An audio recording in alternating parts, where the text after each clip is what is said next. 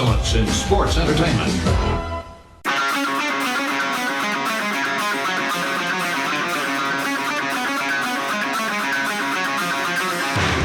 Pro wrestling talk from the four corners of parts unknown. This is That Wrestling Podcast. Welcome to That Wrestling Podcast. And hey, the gang is all here. We didn't think Mr. Joseph would be joining us. He's been on the road, but he's here. And as of course, so is Kevin and the man, Jason. You are the man right now. We're going to get into why you are the man right now. But just before we get into that, I think it's important that I do say welcome to anyone who may be checking out the podcast for the first time. There's a high likelihood there's a lot of people checking us out for the very first time. And welcome. I'm Brian. I'm the host, the de facto host. And Kevin, Jason, and Joe are all here. We are four friends who used to work at the radio station in Lansing about 20 some years ago or so. You forgot to regroup, Brian. I think we all left about 15 years ago. All right, yeah. It rounds up to 20. Don't make us that old, man. Come on. Well, listen, we'll get into the reasoning why we're really excited to all be doing the podcast today. We got some pretty big, exciting happenings that's been happening to us. But we start off every show with this segment that we call, What Are You Wearing? What are you wearing? What are you wearing? What are you wearing today? What are you wearing? What are you wearing? What are you wearing today? And hey, we have the music this week, unlike last week, right? I know. That's okay. At least I remembered the power chord last week to produce the show. Come on. Yeah, no, exactly. All important to have that. Joe, first off, how was Disney and what are you wearing? Disney was great. I'm exhausted. We hit the road about 3:30 this morning, so got in about an hour ago. Wow. And in honor of the 26th anniversary of the New World Order forming, I got the homage NWO spray paint shirt. Nice. Sweet. Too sweet. Whoop, whoop. That's right. Throw it up. I'm not doing that because you suck, Joe. Shit. Oh, yeah. Jason sucks. No, actually, I have to give you credit. You know, when people go to Disney, they get their picture taken in front of the castle in the same shirt. Yeah. And you convinced your wife to wear the Edge shirt. As much as I want to say I had a say in that, he was quick on she that just went, we should wear matching shirts. And my response, like any male's response, is this. Ugh. Oh, no. And then she went, she pulled out her Edge Earn Your Scar shirt. I'm like, I have that shirt too. So it was actually 100% her idea. Wow. And I'm like, you're a keeper. I got to keep you for that one. So yes, my wife was the one who decided to do because I was really afraid we were going to get some stupid, like, you know, her Carl, his Ellie, whatever. Yeah, I'm like, whatever, like something like that. Yeah. Nope. We both did the Edge. Very cool. And you can check that out on Joe's social media as well as at That WrestlePod, Twitter, Instagram, and Facebook. Yes, sir. Kev, patriotic. I am. I forgot to wear it last week because I'm pretty sure I was drinking some beers leading up to the show. And I was like going through and I was like, which shirt should I wear today? And I that was a terrible macho. You had a voice too. It wasn't that bad. But this is the tackiest shirt you can truly find.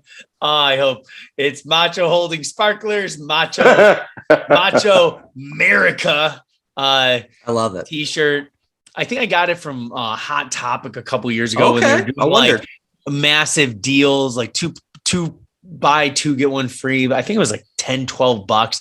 It's super soft. It's awesome. It's a great shirt, and it gets a lot of compliments. So I imagine it would. It's fantastic. And Jay, it's week 2 of Summer of Cena. That's right. I claimed the Summer of Cena for What Are You Wearing for the next 8 weeks because June doesn't count in the summer. I almost wore my NWO shirt because he was in the NWO for the Firefly Funhouse. That's true. But I don't like to break the rules. Like back when Kevin wore an I Love New York shirt because there was a WrestleMania there. Like, whatever. So I have the green John Cena Respect is Earned Summer of 2021 shirt. And next week will be another John Cena shirt for me. So stay tuned for that. Summer of Cena. What are you wearing, Brian? Rolls on for week 3. Yes, I have, of course, my Liv Morgan shirt. She did it, fellas. She did it. I can't believe it. I'm so happy. We'll get into all our thoughts about it, but I had to show my love and appreciation for Liv, and really all of us need to appreciate Liv Morgan for what she has done for our podcast. And again, we'll get into that in just a little bit, but we got to start off talking, Jay. So we left off last week's podcast. You were in Vegas. You had met the Street Profits. You had some fun with the merchandise store. So we were getting into Friday morning, Money in the Bank Eve. And we just want to hear the rest of your story. And then after that, we'll get into kind of what we thought about the card of Money in the Bank and everything else. But let's hear about more of those Vegas adventures. So Friday was the UFC X event, the Expo. And like I said on last week's podcast, I didn't know I was going to Money in the Bank until we were recording the podcast when we were talking to Ryan, a.k.a. Brutus the Barber. So went to the UFC Expo, a lot of cool exhibits, executions. They had this thing where you can get your face put on a fight poster. So I have a poster of me against Israel Adesanya, which probably would be a better fight than what he actually had against Jared Cannonier. But it was on Friday where I found out about my tickets. Thursday, I got an email, a text saying, hey, I got tickets for you. Friday was the tickets are coming tomorrow morning. And then on Saturday morning, I got my email. It says, here are your tickets in the second row. Boom. That's amazing. Yeah, I didn't expect that. And, the generosity of people, I used to be like, people suck. There's no good people. And that, very negative person. I used to be, I really was. Besides me. You're like Corey Taylor, Slipknot. People equal shit. But Jay went from people plural to person singular. Yeah, Joe sucks. But, it was an opportunity that, somebody did something really nice for me. And it was an amazing experience. And because of that, our YouTube, which originally was just there to house videos. We weren't trying to get views and, we're millions of subscribers, but something happened at Money in the Bank. I shot a quick little video.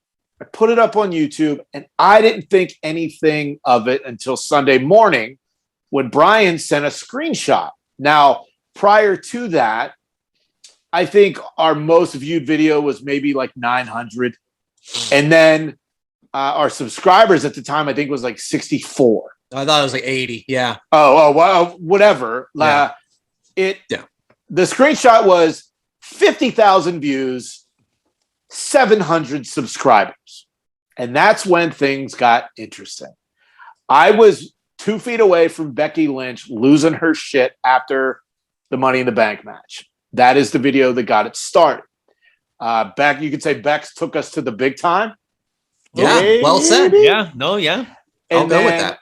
I posted a video, a second one, on Sunday of Liv Morgan cashing in without the WWE Productions 26 camera switches. Yes. I have a little bit of commentary on there because I really thought they were going to make her tap out. I'm glad they didn't.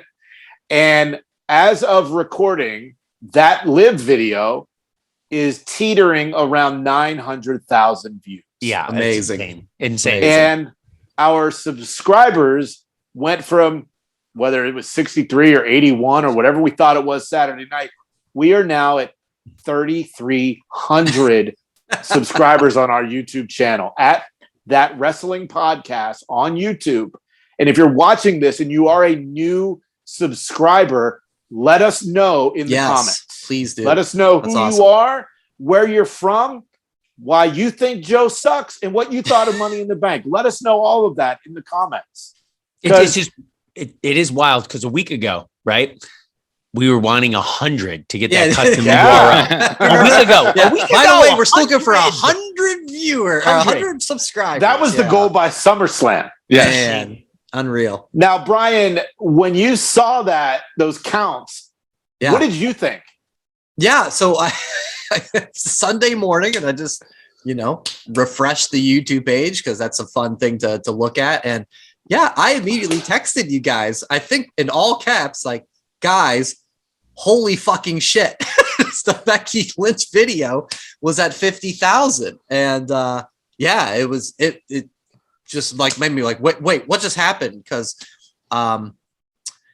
we've posted fun videos, we've posted show episodes, of course, and I couldn't imagine this jump. Like this past Wednesday, when Joe and I were at Blood and Guts, and like I had what I thought could have been a viral video of Eddie throwing Sammy off the cage. And it was like, oh, it's got 1,000 views. Hey, cool. And just to see that, it was just like, what in the hell? Absolutely amazing. And then, like you said, Jay, Liv Morgan's one has like completely taken over the Becky one, which was the first one. So unreal, absolutely unreal. It's been fun to watch. It's been exciting. And it's so cool to have people support and see where it goes. Joe, now you were on vacation. Were you paying attention to any of this and the text and stuff? I couldn't help but pay attention to it because my phone was blowing up every like 13 seconds. And it's like, sorry. Jason, come on. You're still on vacation as well. Get away from the computer. Enjoy your last night in Vegas. Couldn't help it. Yeah. I think it's interesting that Liv and Becky got it. Becky got it started. Liv put it over the top, and they're above Theory. So it's like the women are really our draw. Well, you know what? The thing was that they were first. And, right. The people that watched the Becky video liked what they saw, subscribed, and then the Liv video. And then Monday was the Theory video. Now, Theory had an amazing night, which we'll get into. But what picked one comment I liked that you all sent me on Sunday was someone put a comment in one of the videos that said, I know it. Come for Becky, stay for Lanny. Yeah. It's like, that I like, so that means whoever did that comment, I don't know who it was because I was unplugged all week. Whoever did that one made me laugh because of the fact that if people are subscribing, they're going and checking out older stuff too. So I appreciate it. The That's YouTube thing is, I'm blown away at everything that has happened this week. And, the goal for us now is to create content that'll want you to keep coming back. Yeah. I am heading to Sacramento it's a WWE live event, but they're calling it Saturday night's main event, which should be awesome. So check back next week for footage from there. Ideally we'll get to some indie shows, and of course SummerSlam's coming up. And that'll be the second time in 2 years that the four of us will be together in one spot. We've got about a 6-hour car ride. Then the weekend in Nashville with cameras and GoPros already packed. We can start off. Yeah, we had Liv Morgan winning Money in the Bank. Jay, what did you think about being in the crowd for that? From watching it on the Peacock, it looked like people were into Liv winning and happy that she did. Well, I'm not being negative, but man, seeing a ladder match that close, it's really clunky. It is really clunky. Yeah. I mean, even the men's was clunky, but the women's was, Shotzi was having her issues. Yeah. Raquel Rodriguez was having her issues. Yeah. Overall, it was fun, but Liv was the right choice. And the crowd obviously felt the same way. I wanted to see what would happen if Becky would have won, but I'm glad it didn't happen. And just like I said, being that close, it's pretty clunky. And when there's 7 people you got to try to pay attention to, it was really, really difficult. But I can just, I've never been to Money in the Bank, so I can cross that one off the list and move on to the next. I thought it was a mix of veterans in the match versus newbies, and I felt like some of the newbies just looked lost, right? But my favorite point of the entire match involves Liv when she got pushed off, bounced her foot off, great finish. Came back, fantastic. Great finish. I thought that was fantastic. I thought Liv wrestling way up here, Liv talking, which we'll get to later, in my opinion, down here. Okay. But her night, fantastic. Absolutely fantastic. I would say we'll get into the tag match, but I would not want anything more from Liv that night. And I thought she excelled in that match. So they waste no time. You know, she does a little backstage promo saying she's going to be celebrating. She has a whole year maybe to throw the scent off of what was about to come. But Ronda survives Natty, get the little hobbled knee, and Liv cashes in and she wins. I mean, what did you guys think of that decision? Did anybody pick up the moment in the match where Ronda had Natty in the sharpshooter and did the HBK pose? Yes. I posted a picture of it on our social. It was Bizarro Money in the Bank because Natty had Ronda in the armbar and then Ronda had Natty in the sharpshooter. It was a very you got to pay attention. Yeah. So I thought that was very cool that, Ronda went that, that deep. At the beginning of the year, we did our predictions for 2022. I re-looked at my list because I had a 17-hour car ride today and it was on my iPad. I had to cross one off. Number 4 was no new woman would be a champion. It would all be repeated ones. So I had to cross one off. But there were 2 that actually happened. Number 3 on my list was Vince McMahon steps down from CEO. I actually predicted that in January. God. Go back and listen to the archives. I actually say it because I said, this one's just out of left field. I don't think it's going to happen. And it did. And I said Undertaker Hall of Fame, but that one, whatever. But I had to cross one off. There's a new women's champ who is a new champion. I really, really, really hope this is not a Nikki ASH thing. And I hope it's more of a, long-term goal. Even if she doesn't keep it for the entire year, let her have her moment and let her stay in the main event scene, at least for the rest of the year. That would make me happy to prove that this wasn't just a fluke. Me too, Joe. The rumor is that it may be her and Ronda as an official rematch at SummerSlam. Maybe we'll know more after SmackDown tonight. But Kevin, like you said, with Liv, wrestling so good, mic work not so good. So what are your thoughts on how this is all played out and what's to come?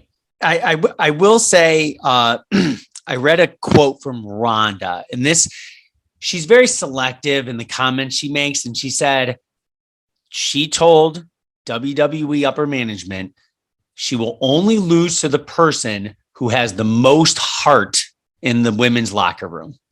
Okay. So wouldn't that have been Natty? Well, so that's a huge compliment to Liv. And I don't want to get off the Money in the Bank to talk about Liv's promo, but her in-ring skills looked good. I was really genuinely happy for her because she shows so much emotion when she wrestles. She looks like she's going to cry on a flip of a switch. Literally, it pulls you in. People, men, women, old, young, cheering in the crowd. She has them in the palm of their hand. It's just, she's got to just improve on those mic skills, because if you want to keep them, you got to be great on the mic. You have to. Very Taylor Swift. Oh my God, I can't believe I won another award. I love you guys. For you. Yeah. It's very down that path. Yeah. And that's fun. I like the genuine feel that it gives, but Bully Ray was talking about this on Busted Open. It's like, okay, we've got that. What's next? You're the champ now. Okay, we can't be doing the thank you so much, everybody. You earned it, not we together. That's I think what is going to be the challenge for her moving forward. I think this week that's okay. She was on the bump. Yes, she was the bump's on good. Raw was good. SmackDown. Yes. So I think after this week, thank you. It's time to get busy. So if not, she's got ASH written all over her. Completely agree. That's what I'm scared for. Who else was surprised? Who else was surprised during the women's Money in the Bank that Lacey Evans really did nothing? Nothing. She was another one that struggled. She struggled. Yeah. Like she's been built back. up for so long with her return and getting the crowd invested in her story. And she was a non-factor. I was shocked. I kept like, where is she? Where's Lacey? Where's Lacey? I never thought I'd ever say that going, where's Lacey? But she was pretty much, she didn't even have to be in there. I think it did her more harm than good. What do you guys think is next for Liv? Who do you think? If it's Rhonda, that's one thing. But if it could be someone else. Don't say it. There's no way it can be Charlotte because Charlotte she will eat Liv up and make Liv look absolutely. I'm scared. Put it this way. Put it this way. That's what would happen if she who cannot be pinned comes back. The first opponent, in my opinion, unfortunately, has to be Natty because it just has to be. Everyone else. That's like going against Kane. No, like when Daniel Bryan became champion, and his first opponent was Kane. It did nothing for him. I think her first opponent should be Shotzi. But. All right, I got one that's completely different that nobody's talking about, who actually has a storyline going right now on TV. It's Tamina, isn't it? Yeah. I'm just kidding. It's Sonya Deville. That was me. Was that a slap? Hey. Kevin, you can never take that back. Especially because I'm going to clip it for social. That definitely ain't going away. You have a four-way number one contenders match. And Adam Pearce thinks that it's punishment to put Sonya in against three other people. And Sonya wins and becomes the number one contender.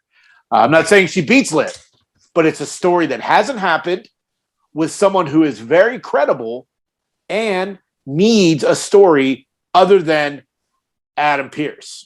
I don't think the timing's right because it's SummerSlam next. And that's, arguably the second biggest show of the year. We could go with that or the Rumble, I suppose. So I'm thinking it's Charlotte or Ronda is my two. It's got to be one of two, I would think. How great was that Street Profits Usos match? Holy shit, Jay! I got to go to you first again because you're in the crowd. I mean, I bought it. I bought the finish like 3 times of the Profits going to win. Yeah, Jesus. It was so good. Lots of false finishes, and the video that I posted was a lot of the slapping and the just the loud reactions to contact. That was a match where here's my issue, and this just moving forward. I don't know how much stuff to record and film, but I also was able to enjoy it. So good. Now we've got a podcast and we're trying to do stuff, but like. It was a blast to see that such a fun that match. Close. I was telling a story before we started. One of the Usos was John with someone in the front row. I don't know who it was, and his response was Ryan Cabrera. No, it was not me, and it was not Ryan Cabrera who was sitting next to me. And he kept saying, "Yeah, put this on TikTok." So there was that moment in the match where Montez suplexed one of the Usos on the apron, and he fell right in front of us. And I'm like, is that going to go to TikTok? I haven't watched the match back, so I don't know if it made the film, but Ryan Cabrera did laugh. So that's funny. It was a great match. I'm looking forward to watching it again on TV. And I'm just glad I wasn't the curse that broke them up. Because remember last week I said, seeing these guys and having a good experience, meeting them, they're my guys now. Yeah. And I'm so glad they didn't break up because I really thought that's what we were leaning to. And that's what I guess Kayla Braxton, they mentioned it on the show. Like Kayla Braxton said that there's they're not on the same page. Yeah. And didn't really see nothing with that on Saturday night. But guys, please tell me you're with me. Montez for champ. Right? I'm with you, but here's the thing. I am now sold on Angelo Dawkins. He's very good. Like beginning of the year, go back to the archives of the show when we talked about up and coming future. I had Montez Ford like number 1 or 2. Yeah. Angelo, I'm buying him stock on him too. Like this is the way I look at those two. If you look at it like with like all-time tag teams. I look at Montez as being like the Shawn, the Brett, like the top. Yes. But I see now Angelo, he's no longer in the Jannetty Morrison category. He's in the British Bulldog category. Or an angle. As in, he's main event S. Like right there. Like Montez is still for champ number 1, but 1B, Angelo Dawkins. Okay. I say that is an incredible compliment. Brian, you said Montez for champ. Gotta be. Yep. I say Street Profits for tag champs. First. Sure. They've already done it. This is the thing. Every time we're like, oh, of course he's going to be the future. He's going to be the future. You know, Dawkins looks incredible. Like when he does his little 360 slam to the turnbuckle, like he's had so many, I'll say different personas in NXT and different things. And this just works. They split them up. We won't enjoy this. Right. Yeah. I mean, it would be, how do they do it right? Do they do the traditional somebody turns and goes heel? Or did they do the kind of New Day version of like, well, Big E split away and they're on different brands and they're buddies, but they're not together. Jay? I got it. You want to break them up? Here's how you do it. You bring Bianca into the fold. You can do that. Yep. And then she's in Tez's ear. Why are you dragging this guy along? You're better without it. Make Bianca and Tez heels. Dawkins the big baby face, who's a big old teddy bear. Who's still Montez invites him to Applebee's to have chicken fingers. Oh yes, yeah, that's right. That's true too.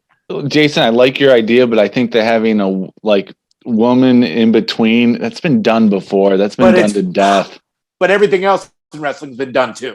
I'm afraid that this is going to drag out, and by the time Montez gets his moment, it's going to be fizzled out and done. It just reminds me of when Ambrose, John Moxley, when they first broke up the Shield at Money in the Bank, he was so over, the one that Rollins won, which was the right choice in the long run. He was so over, but then it took 2 years for him to finally win Money in the Bank, and the crowd went, I'm afraid that's going to happen I hope it doesn't happen with Montez Ford, but I think they need to strike now with him.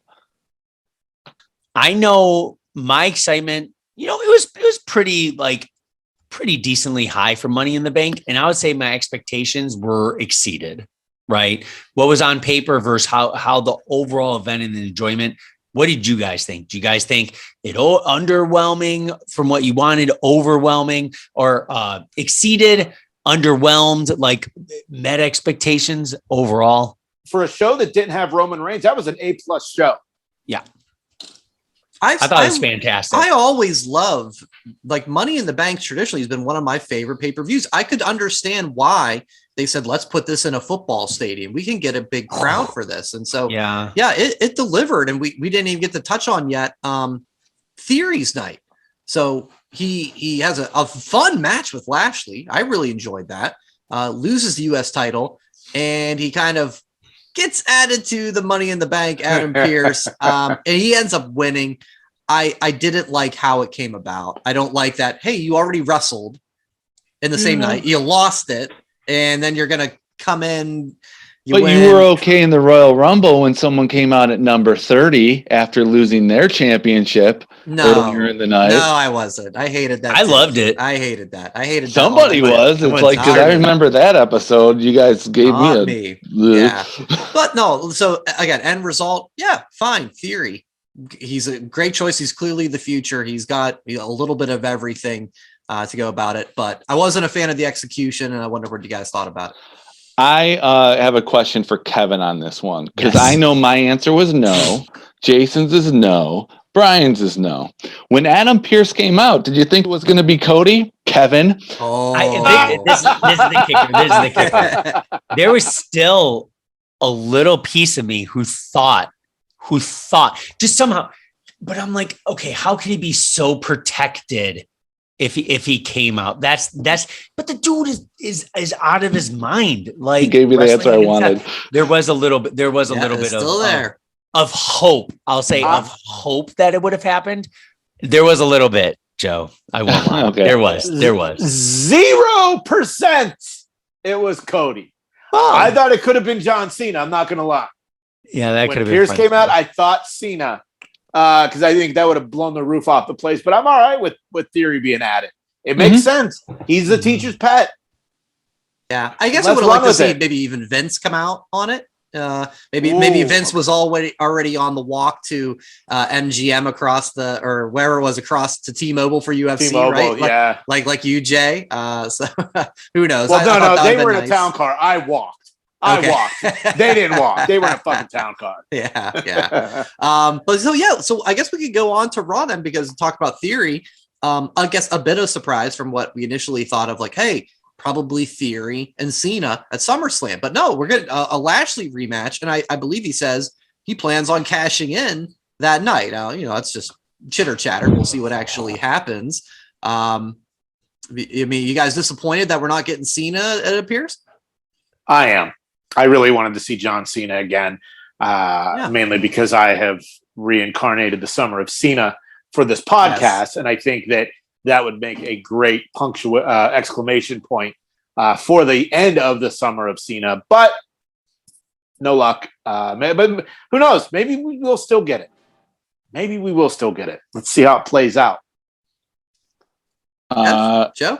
I'm bummed because it would have been cool to see like the Cena resurgence at SummerSlam with you guys. But I've seen Cena live so many times that it's like, and I've seen him win on the grandest stage of them all at WrestleMania 23. So it's like, I'm disappointed, but it's not deal breaker for me of like, my night's ruined. Joe, would it be safe to say that you've seen enough? No, I haven't seen enough. Thank you very much. Kevin, would you have brought your WWE worst wrestler ever signed to Nashville if it was announced? Yeah. Maybe I'll say like not the worst wrestler ever. Do a little circle across. I think Theory Lashley is fine. Yes, right. Is. But like I mentioned last week when Jay and I went last year in Vegas, Cena, there was no way he was going to meet Roman. Just Cena being there felt like a bigger event. So if Cena was there in Nashville, it would have felt like a bigger event. Believe me, Theory and Lashley, it'll be just fine. Both of them held their own on the mic, which was nice because Lashley sometimes fumbles a little bit. He did just fine. Theory, cocky as hell, looks like, you know what I mean? Someone's gonna punch him right in the face. So like the young bratty guy, it's gonna be a nice build up. Match will be just fine. But if Cena was there, it just would add a little bit more star power, I'll say. But it's gonna be interesting. If he's saying he's gonna win and cash in, it's got to be maybe he'll win and tease the cash in. Yeah, who knows? But it's fun. I'll say that. Something to put in the back of your head when we're 5 beers deep in the middle of last man standing. Well, Jason 6 that he's going to get at the stadium, which he's not. A bet's a bet, right, Jay? So you're going to be 6 beers at Tootsie's? Wait, is Jay frozen or is he just like, he's messing with you. He's messing with you. Oh, Madame Tussauds Wax Museum. You just got worked. I did. You just got hooked. I was pulling out the spectacles to see if I could see clearly. Wow. All right, so you can't see him. Not with that shirt. All right, so yeah, a lot of big WWE stuff happening. Quickly, we'll just touch on AEW. Kind of maybe a filler reset type of episode once Blood and Guts was done the previous week. But the two notes I have, first off, obviously Wardlow, his path of destruction continues. TNT champ, love seeing that. I think after on TBS. Yes, not exactly the best synergy. But after we thought there was maybe some missteps after MJF, seems like he's back on board. And my goodness, guys, heel Christian again, slamming Matt Hardy with his brother. And Joe, I'll go to you because I see that on your face. Because when I saw that, I had the same like, wow. And then I thought about like, ooh, are we going too far with this? What do you think? Well, first of all, Christian's wardrobe choice reminds me of he's a 70s art dealer villain in a Bond movie. Oh, that's all I picture for number one. Number two, wasn't needed. Was not needed. It's cheap heat. And someone as good as Christian like he's doing too much of this cheap heat stuff. He's like, your dad's dead. Your brother's a drunk, but you're a bigger failure. It's like cheap heat, Christian. You're better than this. I think he needs to just stop. See, this is the thing. I disagree with you because I feel like he's excelling as one of the top heels because of the cheap heat comments. But he doesn't need it though, because he can be like, this is something a younger guy would do to try to get over. See, a veteran like this can say anything else and still be, we know this is cheap. I feel like he's trying to be scummy. I feel like that's his persona. He's trying to look prim and proper with the fancy clothes, but his personality is trying to rip off a casino with Danny Ocean. What I say, because he's going to smile. People are going to boo him. I prefer bad Christian over good Christian. Oh yeah, any day 100%. Of the week. Same here. But this you give me edge. I don't give two craps. Any day of the week, you give me edge, I'll take it. From that to some Christian, heel or nothing. That's my thing. But those comments, Jason's waiting right now. My jaw. Wait, is he frozen? When Matt Hardy looking like he's like 85 years old, by the way, more gray in his beard. Leave the gray alone. But Jay, still looks young. All right. This is Christian Cage with no shackles. And what's even more, I guess, important to this story, everyone's talking about Christian Cage. Nobody's talking about MJF anymore. So this is working. No. This is what it needs to be. It's that guy that, well, I just tell it like it is. I don't sugarcoat anything. That's what Christian is now. And it's perfect. It is absolutely perfect. Like I said, nobody's talking about MJF anymore. Who would have thought in 2022 Christian Cage would be the biggest heel in a major wrestling company? Nobody. Yeah. We thought he'd be on Dark by now. Well, he was on Dark before. This version of Christian Cage. No, not this version. But here's the thing. What about the Young Bucks with their I'm better, we're better than you and you know it. Come on. That was a little dig right there. I had that in my notes too, but I laughed when Nick said it. I got a kick out of it. I'm like, okay, that's fun. Yeah. Why do they keep saying that they're the best tag champs in the world when they're not even like, why is FTR not coming out? Best tag team in the world, not best tag, not best. Okay, best well, here's the thing: best tag team in the world too. Are we waiting for All Out for Young Bucks versus FTR? Yes. Seems like it. Well, Ring of Honor has an event coming up in 2 weeks, Death Before Dishonor, which is weird. They're having pay-per-views when they don't have a company. But the FTR challenged the Briscoes, and we're going to get a rematch. And if you have not watched the Briscoes against FTR from the WrestleMania weekend event, it was unreal. It was absolutely unreal. And I fully expect FTR to retain. And then we get the Young Bucks versus FTR what is that? Is All Out the next one? The big one? It's in September, yes. I mean, I don't think the FTR puts all their belts on the line, or maybe they do. They're so confident that they're the best team in the world, they'll put it all in. Oh, this would have been perfect for All In. All the belts all the gold. Yep. I thought FTR was going to come out last night. I thought they were maybe going to be part of next week's match. Which weird that the champions are challenging not one, but 2 teams to a title match, where your odds of winning are drastically go from 50 to 33. Not 30. Give us that Steiner math. My math was right on. No, his math was correct. Well, he said 33. 33.33333333 infinite. Yes. Yeah. So it was weird. But one other. Oh wait, I've got one other thing about AEW. So if we're gonna move on, I have one. No, go ahead. Go ahead. What you got? I love straight guy Taz announcer. He is so good. I love that they're only using JR for big matches. Unfortunately, he still fucks people's names up. And why does he get a TV entrance every week? An announcer that gets a TV entrance every week. People love JR.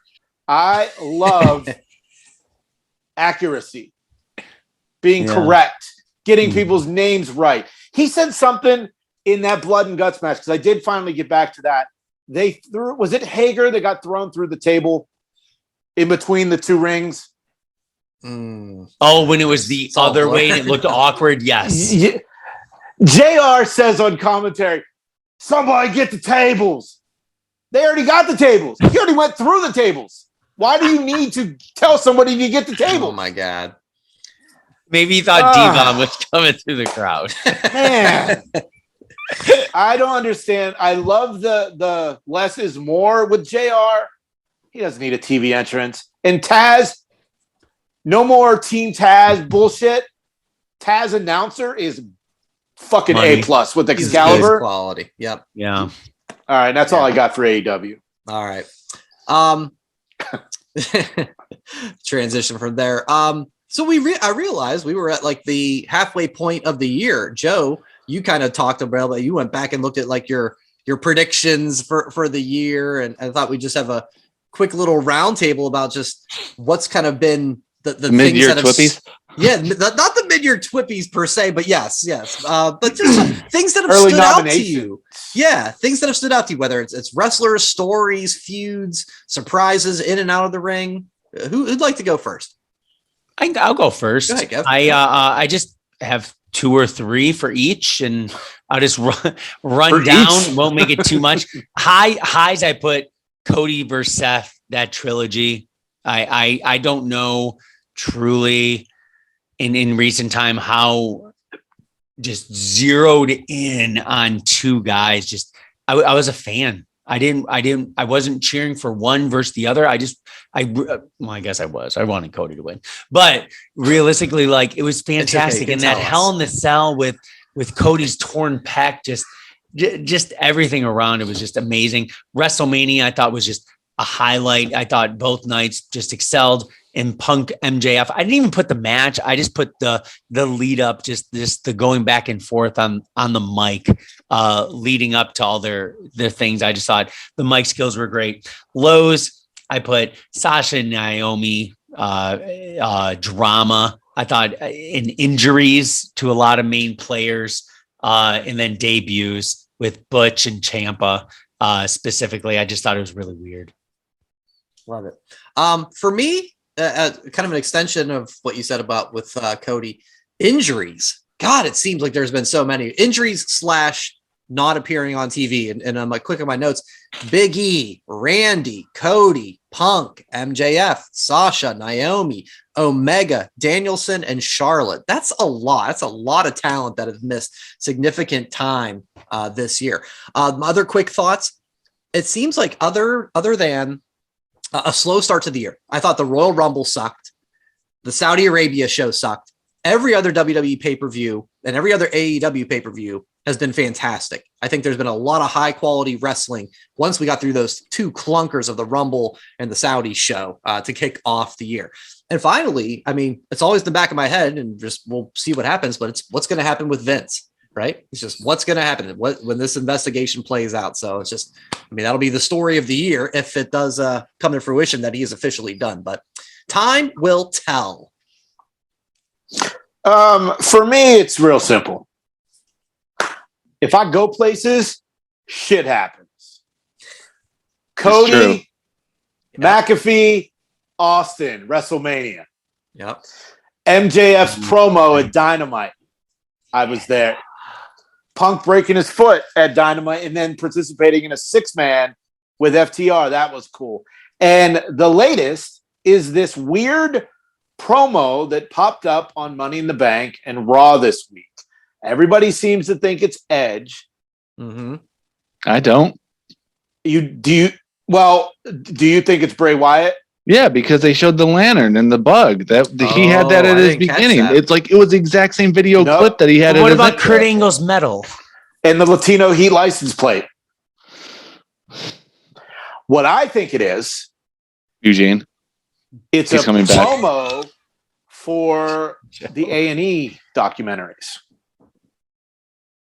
Oh, yeah, but you also thought Diamond Mine was going to be a reality show, so it's a good prediction. Wow, but I'm good gonna say no. there, Joe. Yeah, I'm tired. Joe's just a hater. Well, you said 17 times Joe sucks. Put it in the comments. Joe sucks. Put it in the comments. So hey, one more guess time. What? Joe sucks. Put it in the comments. How much? Yeah, That's Joe has a great memory. All right. No, I think it's Bray Wyatt. I really do. I hope I'm right, but if I'm wrong, oh well. Not the end of the world. Highs for this year. Cody leaving AEW and then going like Cody and Corey Graves announcing his return was the perfect story. And he doesn't even have to come back for the rest of the year, which he's not. Sorry, Kevin. No percent, Kevin. 0. He still has the comeback of the year. He's working us. My lows. Brian said injuries. I agree. Not just injuries, though. The tribal chief being off TV, not for injury. That's the big one. That's a low. That's a big low. So we don't have Brock. We don't have Roman Reigns. People got to step up, which they are because everyone else is getting injured. And another low, what happened to KO? Another injury. Got knocked out. Apparently an injury. His new shirt is awesome, by the way. The panda. Why is there a panda on there? Because pandas rule. They do. Fair enough. All right. Yeah. So we'll see how the next 6 months plays out. And it's something that probably won't happen in the next 6 months. But it's the wrestling business. So you never say never is the topic for this week's 5 Count. That Wrestling Podcast presents the 5 Count.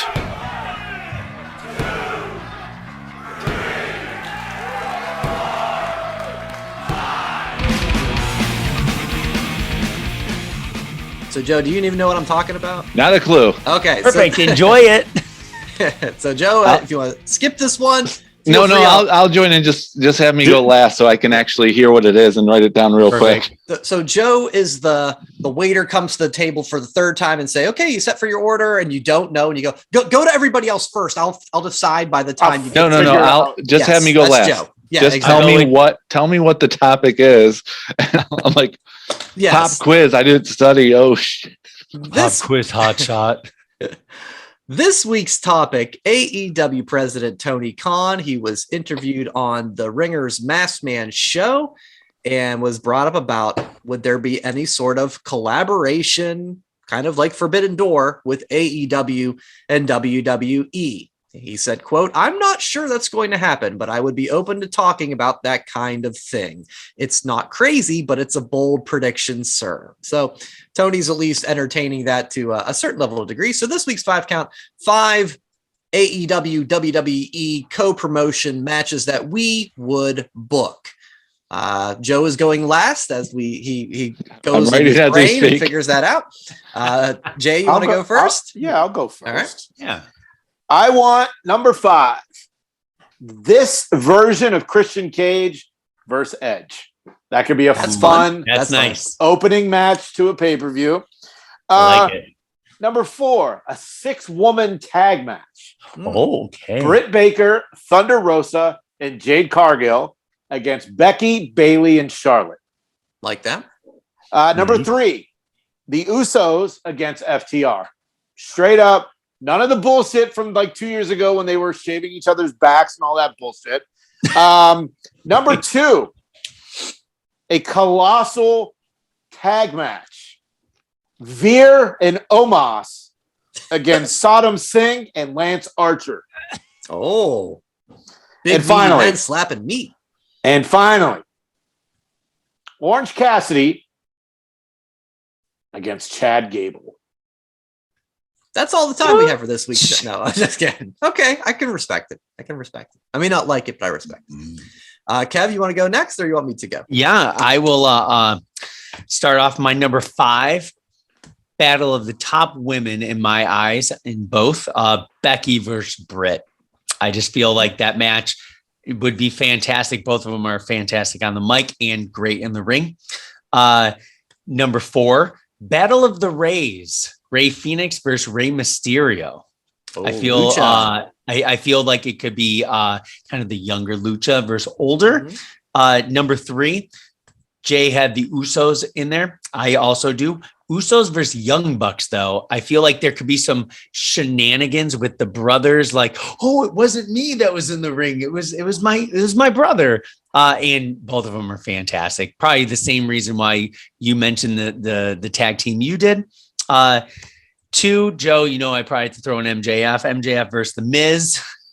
I just feel like those promos would be fantastic. And number 1, kind of like how you threw the Edge versus Christian, I would take Mox versus Reigns. I just feel that. So bring that back. That is a WrestleMania style crossover event, main event, that the biggest that I could think of. And I did have 11 of them, by the way, just as of course you did.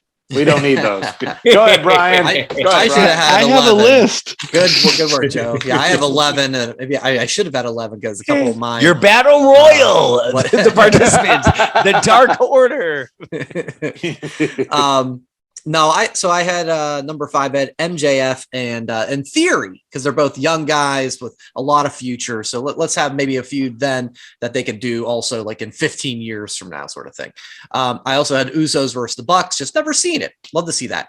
I had Becky versus Britt, two top women. I had Ricochet and Rey Fenix. So I went with the young high flyer matchup for that one. And then my number 1 was, how about Wardlow and Roman Reigns? Let's go with the guy with size, some potential, a lot of ability, and Roman, the big dog at WWE. You make that a big match there. That's my number 1. Joe, hot off the press. Okay, so with plenty of time to think about this, and I was like dwelling over it for minutes.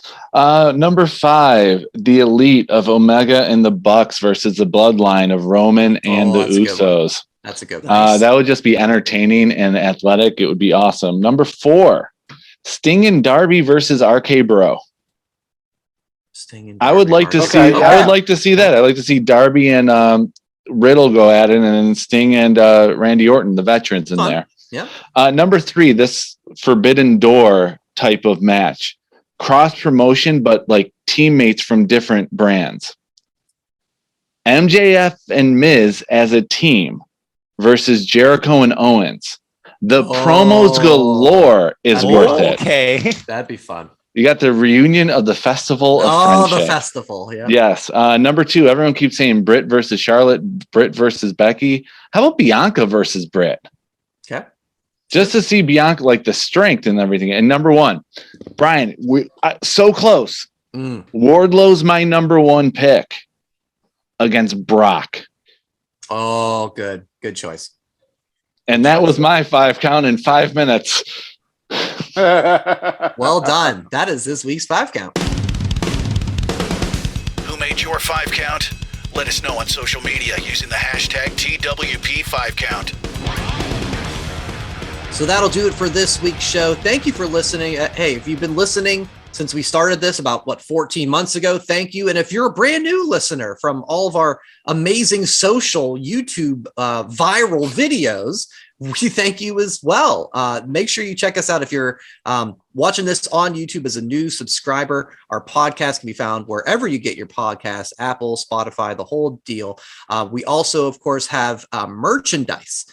You can find that at whatamaneuver.net. We've got a bunch of different options that you can check out there. So if you want to support the show, we'd love for you to support it that way as well.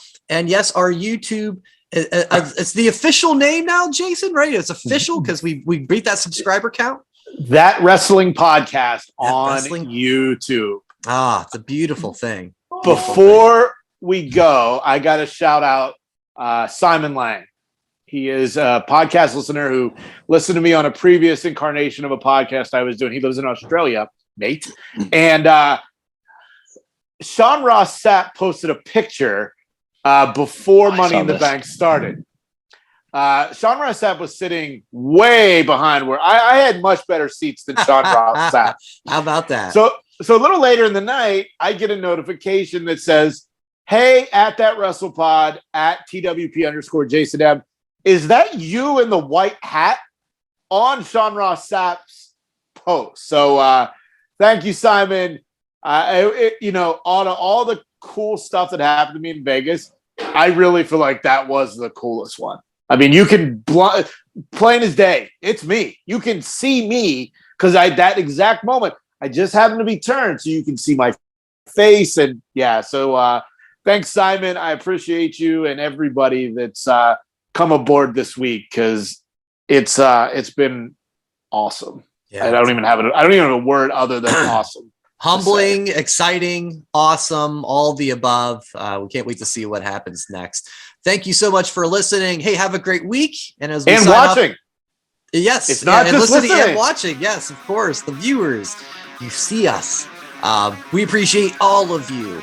And as we wrap up every show, we like to say this: enjoy wrestling.